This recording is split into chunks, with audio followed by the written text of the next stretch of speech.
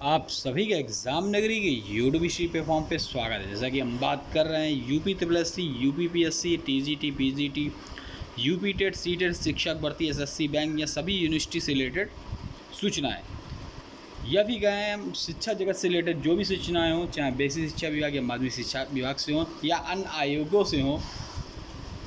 तो देखिए आज के समाचार पत्रों पर छपी महत्वपूर्ण सूचनाएँ जो कि 16 अगस्त 2023 से संबंधित है।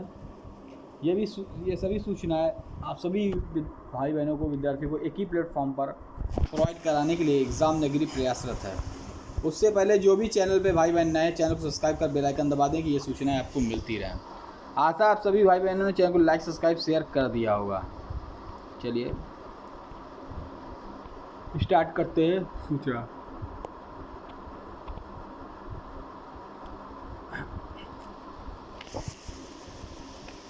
उत्तर प्रदेश के 28 जनपद नहीं दे रहे हैं 235 संदिग्ध शिक्षकों का रिकॉर्ड। तो मामला क्या है? देखिए मामला यह है कि बीएड की फर्जी मार्कशीट लगाकर नौकरी पाने का आरोप है। एसटीएफ ने लिखा पत्र, जो कि जानकारी दी वो भी स्पष्ट नहीं। उत्तर प्रदेश में बीएड की फर्जी मार्कशीट लगाकर नौकरी पाने के आरोपित शिक्षकों को खुद बेसिक शिक्षा विभाग के अधिकारी बचा रहे हैं। प्रदेश के 28 जिलों में 235 संदिग्ध शिक्षक हैं, जिनके अभिलेखों का ब्यौरा अभी तक एसटीएफ को नहीं दिया गया। उत्तर प्रदेश एसटीएफ की ओर से पत्र लिखकर इन शिक्षकों के समस्त रिकॉर्ड मांगे गए हैं।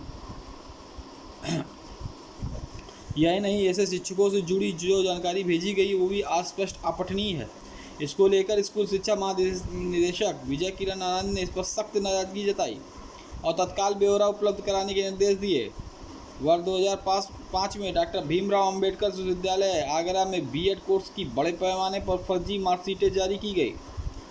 जांच में 82 बीएड कॉलेजों के 4776 छात्रों को फर्जी ढंग से यह मार्कशीट जारी करने की पुष्टि हुई थी।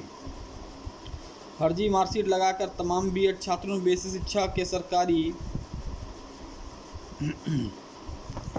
प्राइमरी स्कूलों में नौकरी हासिल कर ली है। तमाम शिक्षक जांच के बाद बाहर भी किए जा चुके हैं, मगर 28 जिले ऐसे हैं जो शिक्षक के अभिलेखों के बारे में जानकारी नहीं दे रहे। ऐसे 92 संदिग्ध शिक्षक देवरिया के हैं, वहीं मथुरा के 41 हैं, बलिया के 16, संत कबीरनगर 12, प्रतापगढ़ जौनपुर 11, गोरखपुर के 10, कुशीनगर के 9 और महाराजगंज के 6, सुल्तानपुर बस्ती के 3, हमीरपुर गोंडा बलरामपुर 2, आगरा, अलीगढ़, एटा, प्रयागराज, कौशाम्बी, मुरादाबाद, लखनऊ, रायबरेली, अम्बेडकर नगर, सोनभद्र, गाजीपुर, बदायूं व ललितपुर के एक संदिग्ध शिक्षक शामिल हैं। फिलहाल इन जिलों ने ब्यौरा न भिजवाया तो संबंधित जिले के बेसिक शिक्षा अधिकारियों के खिलाफ कार्रवाई की जाएगी। जीवन का आनंद भी छीन लेता है अवसाद। निराशा सिर्फ एक लक्षण अवसादग्रस्त 75% वयस्कों में व युवाओं में होता है। एनेडोनिया।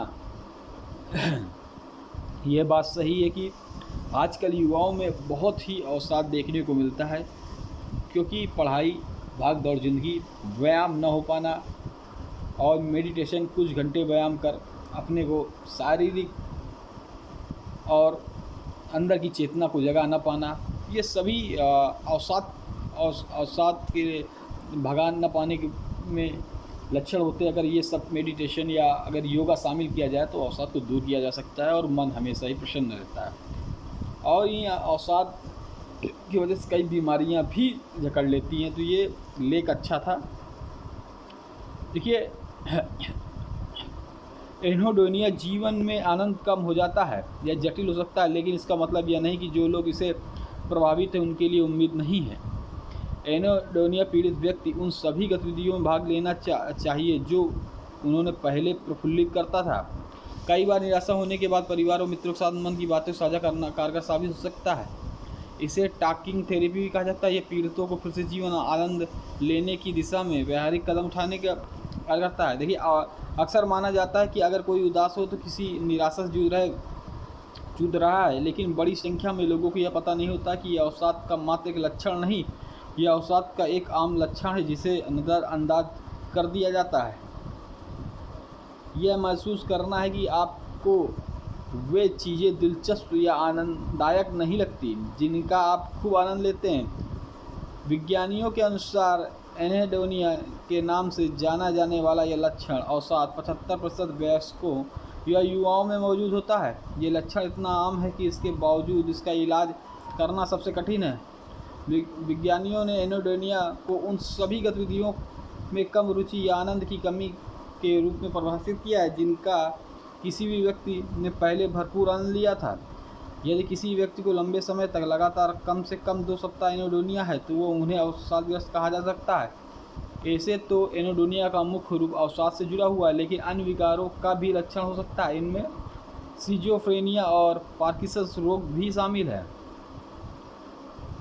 University of reading neuroscience, psychopharmacology and mental health के प्रोफेसर शियारा मैककेबे ने बताया कि उन्होंने और उनके सहकर्मियों ने अवसाद के बारे में युवाओं के साथ गहन साक्षात्कार किया। इनमें कई लोगों ने बताया कि उनके जीवन उल्लास की कमी हो गई है। जिन चीज़ों करने से पहले आनंद अनुभूति होती थी, अब उन्हें प्रति निराशा भाव उत्पन्न हो गया है। यही नहीं, किसी काम को करने के लिए उत्साह भी घट रहा है। कई लोगों तो एनेडोनिया का स्तर और भी गंभीर दिखा। उन्हें बताया कुछ भी नहीं करना चाहते, यहाँ तक जीना भी नहीं चाहते। स्थिति गंभीर चिंता का विषय है। प्रोफेसर मैककेबे ने बताया कि एनेडोनिया के प्रति सजग रहने का इलाज संभव है। हल्के अवसाद मामलों में इलाज टॉकिंग थेरेपी से भी किया जा सकता है। वहीं अवसाद के माध्यम गंभीर मामलों में मरीजों को अवसाद रोधी दवाई दी जाती है। इन सभी उपचारों को उद्देश्य मरीजों को अवसाद की स्थिति बाहर निकालना है। लेकिन यह भी देखा गया अवसाद पीड़ित आधे से अधिक लोगों को अपनी स्थिति बदलने को जल्दी तैयार नहीं होते। उपचार के बाद लगभग 30% मरीजों को अवसाद के लक्षण दिखाई दे सकते हैं। देखिए, ओला इलेक्ट्रिक ने 80,000 रुपये में उतारा एंट्री लेवल स्कूटर।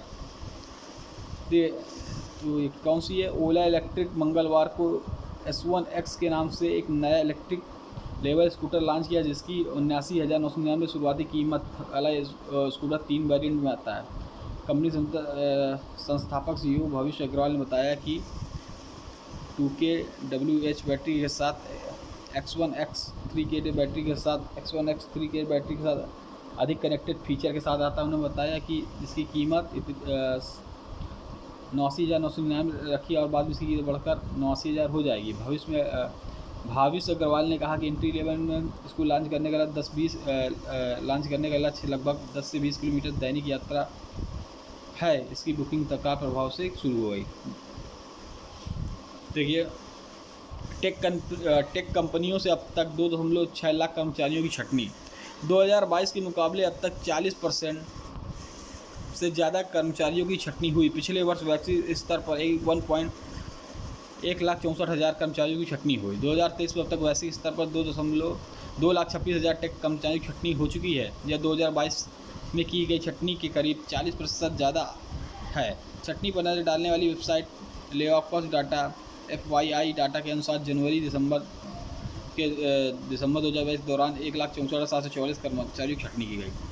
देखिए, आज के समाचार पत्र पर यही जो खबरें थी, जो मेन थी, जो हमने आपको प्रोवाइड कराई है। और उसके बाद जो यूनिवर्सिटी से संबंधित खबरें तो मैं बता देता हूँ कि रज्जू भैया इलाहाबाद स्टेट यूनिवर्सिटी से B.Ed 4 सेमेस्टर का रिज़ल्ट जारी हो गया है, जो कि 9 सितंबर को जारी कर दिया गया है रिज़ल्ट 4 सेमेस्टर का। और आगे भी और जो रिज़ल्ट हैं वो भी आने चालू हो गए हैं। उसके बाद अगर हम बात करें तो राजर्षि टंडन से प्रवेश परीक्षा जो है हुई थी, उसका रिजल्ट। और उसके बाद अगर देखें राजर्षि टंडन से जो भी 1 वर्षीय diploma yoga PGD YA post graduate yoga diploma, ऐसे कई योगा जो छूटे हुए जो विद्यार्थी, उनके लिए फिर से एक नई लिस्ट जारी की गई है, नई टाइम टेबल जारी की गई कि उनका छूटे हुए लोगों का कराने के लिए प्रैक्टिकल। ठीक है, तो ऐसी खबरों के लिए आप सभी भाई बहन चैनल को लाइक सब्सक्राइब शेयर करें। जय हिंद, जय भारत, धन्यवाद। फिर मिलेंगे कल नई खबरों के साथ।